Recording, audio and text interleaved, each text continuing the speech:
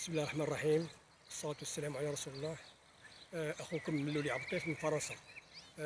رمضان كريم. وجيت نتكلم معكم على التحديات. هاد الناس اللي قطعوا الباسبورات ديال المغرب، وكاين اللي تفل عليه وكاين اللي بزق عليه، هادو ماشي مغاربه هادو. انا بغيت نسول واحد السؤال واحد: علاش النهار الاولى شدتي النوبه ومشيتي للمقاطعه ومشيتي للبلديه ومشيتي للعامل باش تاخذ الباسبور؟ هذاك الباسبور نقدك، لان المغرب كيعطي لاي واحد الوثيقه ديالو تكون رسميه ومن حقه. انت خديتي الباسبور مشيتي للخارج، مشيتي للسويد ولا الطليان ولا امريكان ولا عرفتي مشيتي، وبقيتي كتقطع في الباسبور ديال المغرب، وشوهتي المغرب وشوهتي حتى المغاربه اللي في الخارج. انا كنقول لك نتايا ماشي راجل اصلا، انت خداع، انت ما عندك لا اصل لا فصل لا والو. شوف سيادك اللي في الخارج في فرنسا هنايا، ماشي غير انا من الناس دوك المغاربه اللي في فرنسا. انا كان من الجاليه. شو سيادك راه فين الدرابو هنا في الخارج، في الخارج ماشي في المغرب، في الخارج. ها هو المغرب، ها الصورين اللي نعتمدوا بها، جلاله الملك.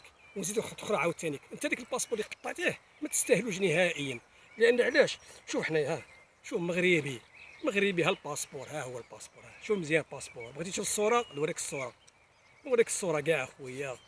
ها انت، ها انت شوف عم طابع فيه، شوف عم طابع. ونذكرك الاخ، انا زيت في الجزائر، وعاش المغرب وعاش المغاربه وعاش الملك. انا زيت في الجزائر، وهذه الشهاده اللي كنشهدها شهاده لله، لان حنا 42 سنه وكنطلبوا حقوقنا ماشي من المغرب، كنطلبوا من النظام الجزائري. حنا بغينا رزقنا، حنا في المغرب حنا ما عندنا حتى شي مطاي في المغرب. حنا غير اول حاجه بعد اللي دارها حسن الثاني رحمه الله، بعد ما يستقبل المغاربه وفي المأوى في اللبس وكل شيء، الله يجعل البركه. حنا عندنا مطاي ديالنا، وكان لحد الان كنعانوا منها وكنطلبوا للنظام الجزائري.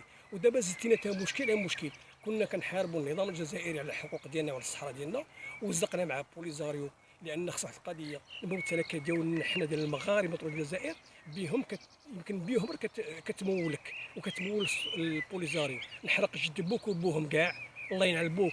ها نوريك واحد القضيه اخرى، هذه كاع انت ما فراسكش. هذاك الباسبور ديال فرنسا اللي يقولوا لي خلعنا تا ديال اوروبا، ها هو، ها الباسبور ديال فرنسا، ها ها شوف كمارتي، ها هي، ها ها كمارتي، ها ها كمارتي. شنو باغي نزيد نقول لك؟ انتم كلكم خونه، انتم كلكم انفصاليين، انتم كلكم غير تشوفوا الدرهم ولا الدينار ولا الاورو كتمشيو تجروا. سيرتو انتم اللي عانيكم، انتم ما عشتوش الحياه اللي ما كنتوش مستقرين شي حاجه، انتم عايشين. كنقولوا حنا غير اللي كتركبوا على المواج.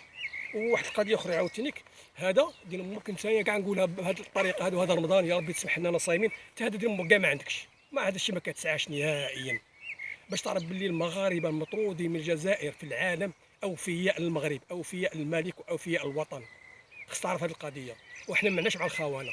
وهذيك القضيه مات الحسيمه ديال الزفزافي ولا قرقاوي ولا ما شكون هذاك اللي كنهضروا به، هذاك شنو هي؟ كان الحكومه كامله جات عندكم عطاتكم المطالب ديالكم، شكون بحالكم نتوما كاع جاو حتى المطالب ديالكم وعطاكم كل شيء. وشنو بغيتوا يعني؟ هدف اخر في راسكم نتوما. شوف سيدك، ها هو عاش الملك، ها هو، ها الباسبور. نجيب الباسبور ديال المغرب لان بغاو يخلعونا هما الباسبور ديال اوروبا. ها هو الباسبور ديال المغرب، ها هو الباسبور ديال المغرب اللي كيشرف المغاربه في الخارج. ملي كتدخل ولا تخرج ما كتحشمش، نقي وتيق بنفسك بلي انت مغربي حر. عاش الملك، نعاودو نبوسوه.